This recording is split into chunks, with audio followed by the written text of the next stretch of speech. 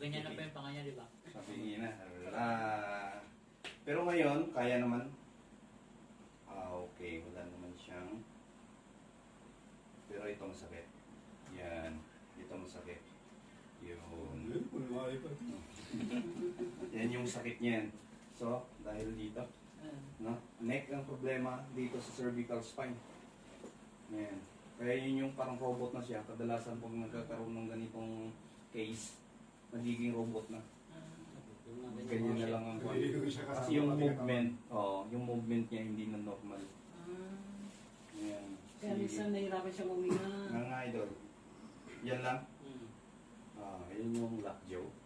Pag sinanay ko yun ng konti, naglalak na. Yan siya. Is lock na siya talaga. Pero papalakihin natin, ha?